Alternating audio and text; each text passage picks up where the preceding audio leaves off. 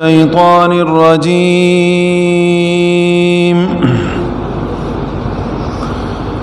بسم الله الرحمن الرحيم.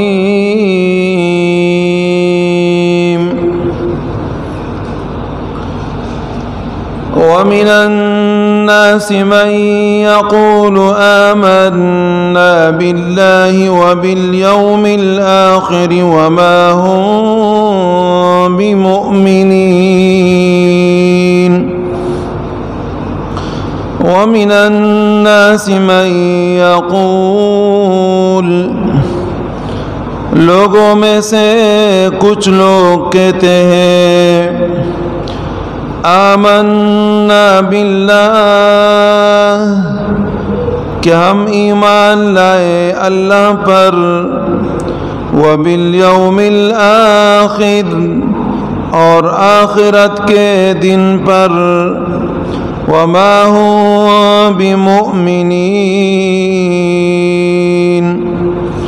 اور وہ مومن نہیں ہے۔ یخادعون اللہ والذین آمنوا، دھوکہ دیتے ہیں اللہ کو اور ایمان والوں کو۔ وما يخدعون إلا أنفسهم وما يشعرون، اپنے آپ کے علاوہ کسی کو دھوکہ نہیں دے سکتے۔ وما يشعرون، اور سمجھتے نہیں۔ فی قلوبہم مرض، ان کے دلوں میں بیماری ہے۔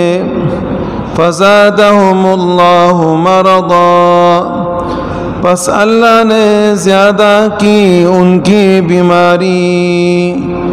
وَلَهُمْ عَذَابٌ أَلِيمٌ، اور ان کے لیے دردناک عذاب ہے۔ بِمَا كَانُوا يَكْذِبُونَ، بسبب ان کے جھوٹ بولنے کے۔ وَمِنَ النَّاسِ مَن يَقُولُ، یہاں سے منافقین کا حال بیان ہو رہا ہے۔ الف لام میم سے اولئک علی ھدی من ربہم واولئک ھم المفلحون تک ایمانداروں کا ذکر تھا۔ ان الذین کفروا سواء سے وَلَهُمْ عَذَابٌ عَظِيمٌ تک کافروں کا ذکر تھا، اور اب یہاں سے منافقین کا ذکر ہے۔ پہلے بھی میں نے آپ کو ایک بات بتائی تھی کہ مکہ مکرمہ میں دو قسم کے لوگ تھے، ایک تو مومن تھے، دوسرے کافر تھے، بس۔ تیسرے قسم کے لوگ منافقین مکہ مکرمہ میں نہیں تھے۔ تیسرے قسم کے یہ منافقین مدینہ منورہ میں پیدا ہوئے، اور ان کی پیدا ہونے کی صورتحال بھی بڑی عجیب ہے۔ نبی اکرم صلی اللہ علیہ وسلم کے پاس مکہ مکرمہ میں مدینہ کے حضرات آیا کرتے تھے، اور مدینہ کے حضرات نبی اکرم صلی اللہ علیہ وسلم سے درخواست کیا کرتے تھے کہ مکے والے آپ کی عزت نہیں کرتے، آپ کو تکلیف دیتے ہیں، آپ ہمارے پاس مدینہ منورہ آ جائے۔ نبی اکرم صلی اللہ علیہ وسلم کے اوپر بار بار اصرار کی بنا پہ اللہ رب العزت نے ہجرت کا حکم عطا فرمائے کہ آپ مدینہ منورہ ہجرت فرمائے۔ نبی اکرم صلی اللہ علیہ وسلم جب مدینہ منورہ چلے گئے تو وہاں بڑے بڑے قبائل میں سے دو قبیلے اوس اور خزرج کے اکثر لوگ ایمان لے کر آئے. نبی اکرم صلی اللہ علیہ وسلم کو اپنا بڑا سردار بنا لیا. تو اس وقت کے ارد رہنے والے کچھ جو بظاہر اپنے مال کے تحفظ کے لیے اپنے آپ کو مسلمان کہلواتے تھے، لیکن ان کے دل کے اندر کفر چھپا ہوا تھا. انہوں نے نبی اکرم صلی اللہ علیہ وسلم کے سامنے جا کے ایمان کا اظہار کیا، لیکن دل کے اندر کفر رکھا. اس لیے منافقت جو پیدا ہوئی وہ ان کی وجہ سے پیدا ہوئی، اور مدینہ منورہ کے یہ لوگ اس میں آ گئے. بہت سارے لوگ یہودیوں کے ہم نوا بھی بن گئے تھے، لیکن چھپے چھپے کہ مسلمانوں کا غلبہ ہے. اب یہ مسلمان اگر ہم ان کے سامنے اپنے اسلام کا اظہار نہ کریں تو ہو سکتا ہے ہمارے مال کے اوپر قبضہ کر لے اور ہمارے علاقے ہماری جگہ ہم سے لے لے، جبکہ اسلام کی تعلیمات تو نہیں تھی. لیکن ان کے پاس اس کے علاوہ اور کوئی حربہ نہیں تھا کہ ہم اگر ان سے اپنے آپ کو بچا سکتے ہیں تو اسی طرح بچا سکتے ہیں کہ ان کے ساتھ منافقت کا کام شروع کیا جائے کہ دل میں کفر رکھیں اور زبان سے اسلام کا اقرار کریں. اس قسم کے لوگ کہ جو زبان سے اپنے آپ کو مسلمان کہتے ہیں اور دل میں کفر رکھتے ہیں، ان کو کہا جاتا ہے اعتقادی منافق، یعنی عقیدے کے اعتبار سے یہ منافق ہے. اور ایک وہ آدمی کہ جو زبان سے بھی اپنے آپ کو مسلمان کہلواتا ہے اور اس کا دل بھی یہ تسلیم کرتا ہے کہ میں مسلمان ہوں، لیکن اس کا جو عمل ہے وہ اسلام کے خلاف ہے، تو ان کو بھی منافق کہا جاتا ہے. لیکن یہ منافق عملی منافق ہے. ہمارے اس دور میں جو منافقین ہے وہ عملی منافق ہے، اعتقادی منافق نہیں ہے. یعنی وہ جو زبان سے بولتے ہیں ان کا دل وہ نہیں بولتا، دل کسی اور کے ساتھ ملا ہوا ہے، لیکن زبان سے آپ کو کچھ اور بولتے ہیں. اس کو کہتے ہیں عملی منافق. اور یہ بہت سارے افراد اس مرض کے اندر مبتلا ہیں. نبی اکرم صلی اللہ علیہ وسلم کے زمانہ مبارک میں جو اعتقادی منافق تھے، ہمارے اس دور میں اس قسم کے اعتقادی منافق کو زندیق کہا جاتا ہے.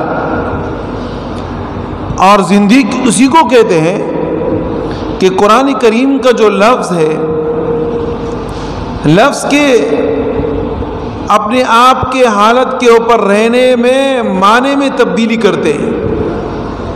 لفظ جیسے ایسے رہ دیا، لفظ کو نہیں چڑھا. جیسے لفظ ہے، لفظ کو اپنے حالت کے اوپر چھوڑ دیا، لیکن لفظ کا معنی جو لفظ کا معنی ہے اس سے ہٹا کے اپنی طرف سے غلط معنی پیش کر دیا. اس کو کہا جاتا ہے زندیق. قرآن کریم کے اندر تبدیلی پیدا کرنے والے. تو منافقت کی ابتدا مدینہ منورہ میں ہوئی اور آج تک وہ منافقین کا سلسلہ چلتا ہوا آ رہا ہے. یہاں سے ان منافقین کے صفتوں کا ذکر ہے. ایک اچھی صفت ہوتی ہے نا، ایک بری صفت ہوتی ہے. تو منافقین کی اچھی کوئی صفت ہوتی ہی نہیں. ظاہر میں جو لوگوں کے سامنے اپنی اچھی صفات بتاتے تھے، اللہ رب العزت نے ان کی صفات کو بتا دیا کہ یہ اچھی نہیں، یہ بری ہے. ان صفتوں کے اندر پہلی صفت وَمِنَ النَّاسِ مَن يَقُولُ، اور لوگوں میں سے بعض لوگ جو کہتے ہیں آمنا باللہ وبالیوم الآخر، ہم ایمان لائے اللہ پر اور آخرت کے دن پر۔ جو اللہ پر آخرت پر ایمان لاتا ہے مومن ہوتا ہے نا، اسی کو مومن کہتے ہیں۔ اب یہ کیا کرتے تھے؟ یہ بولتے تھے ہم ایمان لائے اللہ پر اور آخرت کے دن پر۔ اللہ رب العزت نے ان کی جھوٹ بتا دی، وَمَا هُمْ بِمُؤْمِنِينَ، اور یہ مومن نہیں ہے۔ آپ کو کہتے ہیں ہم مومن ہیں، لیکن در حقیقت یہ مومن نہیں ہے۔ اگر یہ مومن ہوتے تو اللہ رب العزت ان کے متعلق نہیں فرماتے، لیکن یہ کہ مومن نہیں تھے، تو جو بولا وہ اپنے دل کے خلاف، اس کو کہتے ہیں اعتقادی منافق۔ اور پھر ان کا ارادہ کیا تھا؟ ان کا ارادہ یہ تھا کہ ہم تو اس طرح بولتے جائیں گے تو مسلمانوں کو دھوکہ دیں گے، اللہ رب العزت کو دھوکہ دیں گے، نبی اکرم صلی اللہ علیہ وسلم کو دھوکہ دیں گے، اور ان کو پتہ نہیں چلے گا کہ ہم منافق ہیں۔ اللہ رب العزت نے ان کی یہ خاصیت بھی بتا دی، یخادعون اللہ والذین آمنوا، دھوکہ دیتے ہیں اللہ کو اور ایمانداروں کو۔ ایمانداروں کو اللہ کو دھوکہ دیتے ہیں۔ انسان کو تو آپ دھوکہ دے لو گے، لیکن اللہ کو کہاں سے دھوکہ دے سکتے ہو؟ اللہ تو سب چیز جانتا ہے۔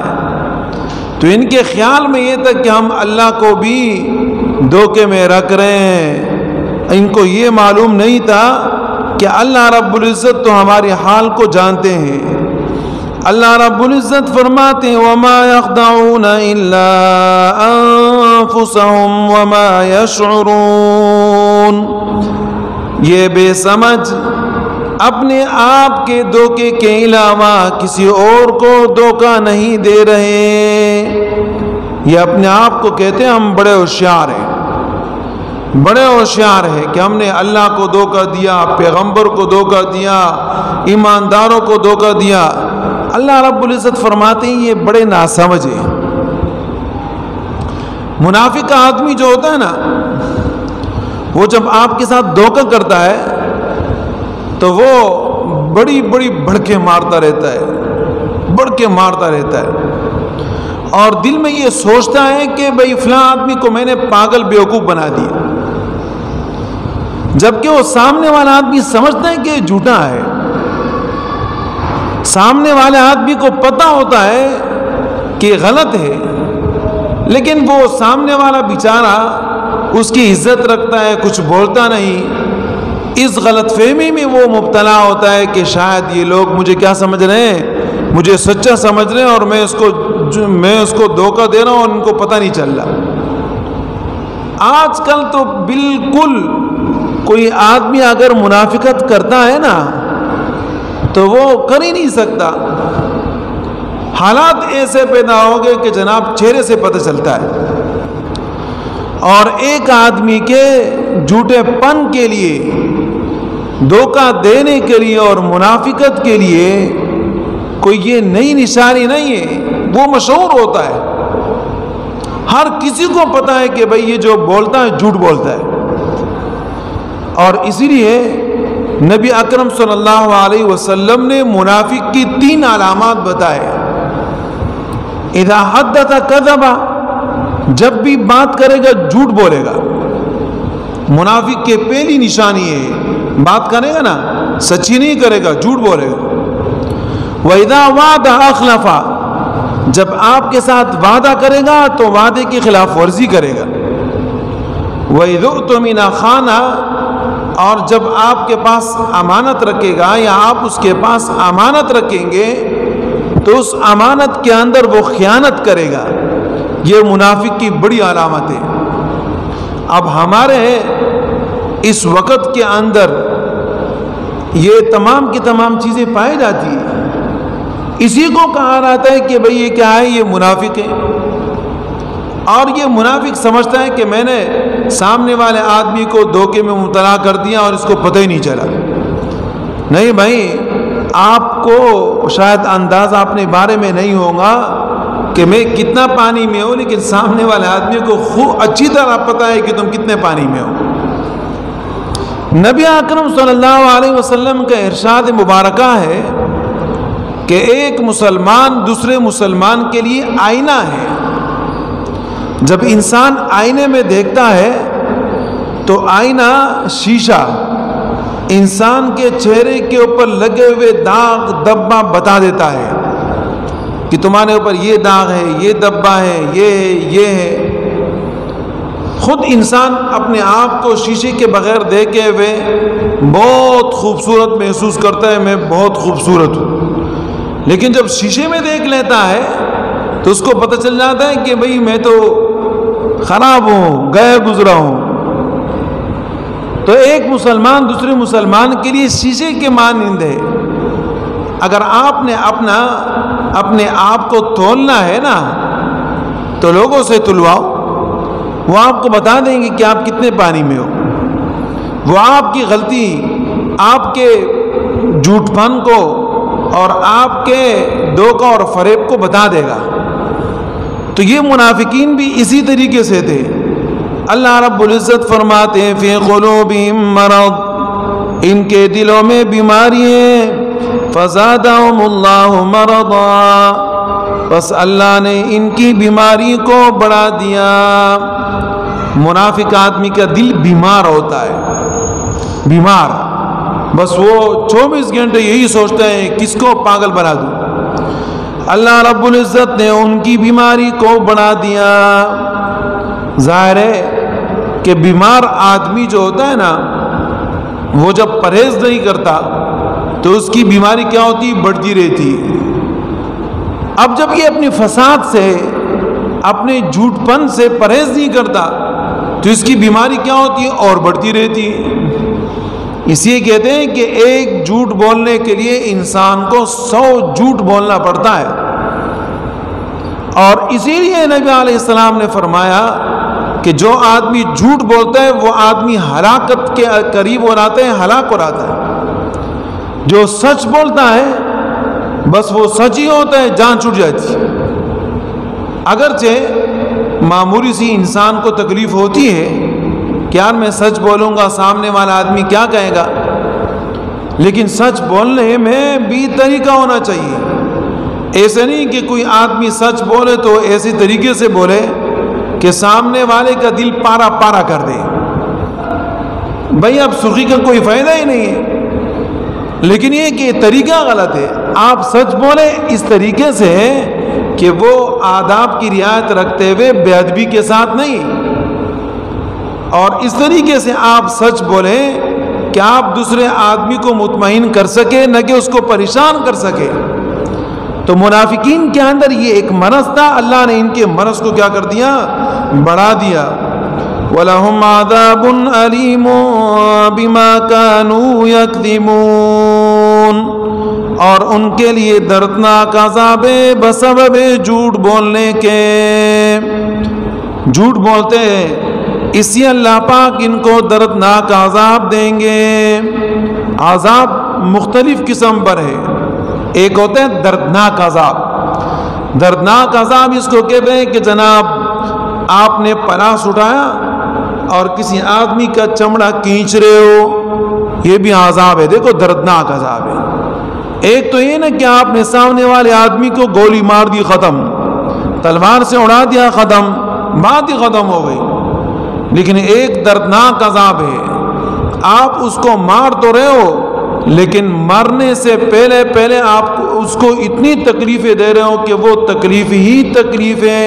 ہر تکلیف ایک الگ عذاب ہے. یہ الگ قسم کا ہر ایک مختلف قسم کے عذاب دردناک اللہ پاک ان کو دیں گے بسبب جھوٹ بولنے کے کہ وہ جھوٹ بولا کرتے تھے۔ اللہ رب العزت ہمیں عمل کی توفیق عطا فرمائے۔